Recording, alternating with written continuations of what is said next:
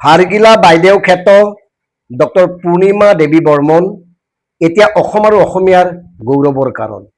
ৰাষ্ট্ৰীয় আৰু আন্তঃৰাষ্ট্ৰীয় পৰ্যায়ত একাধিক সন্মান আজুৰি আনিবলৈ সক্ষম হোৱা পূৰ্ণিমা দেৱী বৰ্মনৰ কথা কালি প্ৰধানমন্ত্ৰীৰ মন কী বাততো উল্লেখ কৰিছে।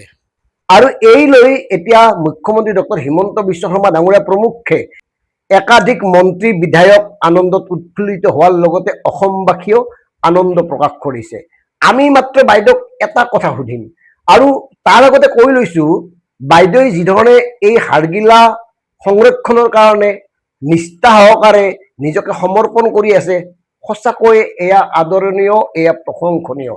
কাৰণ হাৰগিল্লাক যিধৰণে অশুভ চৰাই বুলি এটা সময়ত মানুহে ভাবিবলৈ আৰম্ভ কৰিছিল, অন্ধবিশ্বাসী চৰাই হিচাপে চিহ্নিত কৰিছিল, সেইখিনি সময়ত হাৰগিল্লা সংৰক্ষণৰ কাৰণে হাৰগিলা আৰ্মি গঠন কৰি যিধৰণে তেখেতে হাৰগিলা সংৰক্ষণৰ কাৰণে প্ৰচেষ্টা অব্যাহত ৰাখিছে, এয়া সঁচাকৈ প্ৰশংসনীয়। আৰু ইয়াৰ বাবে তেখেতে আন্তঃৰাষ্ট্ৰীয় পৰ্যায়তো সন্মান বুটলিবলৈ সক্ষম হৈছে। Now please say fast with me. Tak tak tak tak tak tak tak tak tak tak tak tak. Please say fast with me. Tak tak tak tak tak tak.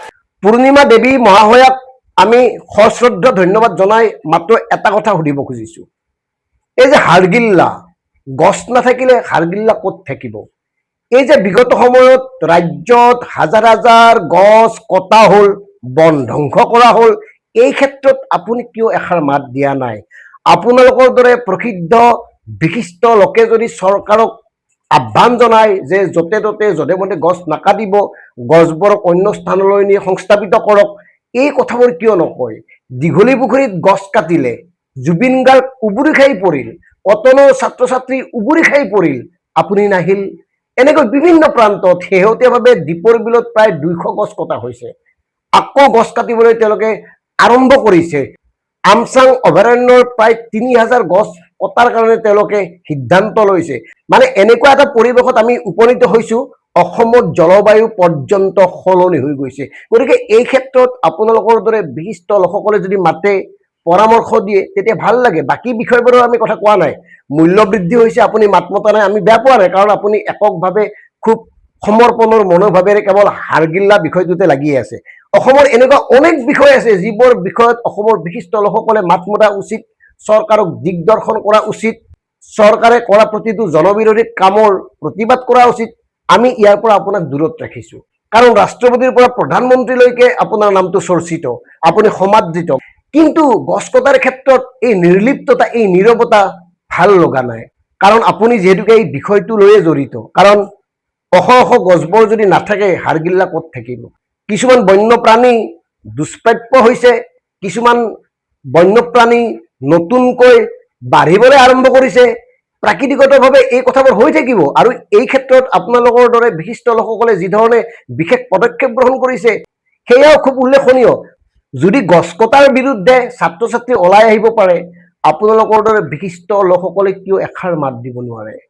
আপোনালোকে দেশ বিদেশৰ পৰিৱেশৰ কথা জানে, কেনেকে তেওঁলোকে পৰিৱেশ ৰক্ষাৰ কাৰণে যুঁজি আহিছে। গতিকে ভাৰতবৰ্ষত পৰিৱেশৰ নামতনো কি হৈ আছে? কেনেকে আৰবালি পৰ্বতমালাকো ধ্বংস কৰিবলৈ প্ৰয়াস কৰা হৈছে, এই কথাবোৰ আছেই। ভাৰতৰ কথা আমি নকওঁ, কিন্তু অসমত ঘটি থকা ঘটনাবোৰ এগৰাকী অসমীয়া নাৰী হিচাপে আপুনি মাত মতা উচিত নাছিল নে? এটা স্বেচ্ছাসেৱী সংস্থা গঠন কৰি হাৰগিল্লা সংৰক্ষণৰ বাবে হাৰগিল্লা আৰ্মি গঠন কৰিছে, খুব ভাল কথা। আৰু এই স্বেচ্ছাসেৱী সংগঠনৰ জৰিয়তে ক'ৰ পৰা কেনেকৈ পুঁজি আনি এই কামবোৰ কৰি গৈছে, এই কথাবোৰ আমি নুসুধো, আৰু এই কথাবোৰ সোধা উচিত নহয়। গতিকে পুঁজিৰ কথা বাদ দি, চৰকাৰৰ সহায়ৰ কথা বাদ দি, আমি কেৱল আপোনাক ক'ব খোজা কথাটো হ'ল, অসমত যিদৰে বন ধ্বংস কৰিবলৈ আৰম্ভ কৰিছে, অসমত যিধৰণে উন্নয়নৰ নামত গছ কাটিবলৈ আৰম্ভ কৰিছে, হাৰগিল্লা ক'ত থাকিব? কেইঘৰমান মানুহৰ ঘৰৰ পিছফালে হাৰগিল্লাৰ কাৰণে বাঁহ সাজিয়ে হাৰগিল্লা সংৰক্ষণ কৰিম বুলি যদি আপুনি ভাবিছে, সেই আপোনালোকৰ কথা। কিন্তু আমাৰ দৃষ্টিত হ'ল, অসমখন চিৰসেউজ ৰখাৰ কাৰণে আপোনালোকৰ দৰে বিশিষ্ট ব্যক্তিয়ে মাত মাতিব লাগে। আপুনি নিশ্চয় জানে, অসমত পাম অইল খেতি কৰিবৰ কাৰণে লাখ লাখ হেক্টৰ বিঘা ভূমি পুঁজিপতিৰ হাতত গতাই দিয়া হৈছে। পাম অইলৰ ভয়াৱহতাৰ বিষয়ে আপুনি নজনাকৈ থাকিবই নোৱাৰে। পাম অইলে কিদৰে উৰ্বৰ কৃষিভূমি ধ্বংস কৰি আনে, এই কথাবোৰ ইতিমধ্যে বিশিষ্ট পৰিৱেশ বিজ্ঞানীসকলে কৈ গৈছে। তাৰ পিছতো কিন্তু পাম অইলৰ বিৰুদ্ধে আপুনি মাত এষাৰ মতা নাই কিয়? গতিকে শেষত এটা কথাই ক'ম বাইদেউ, আপুনি অসমৰ গৌৰৱ, আপুনি অসমৰ স্বাভিমান, আপুনি ভাল কাম কৰি আছে, দেশ বিদেশত আপুনি সমাদৃত হৈছে।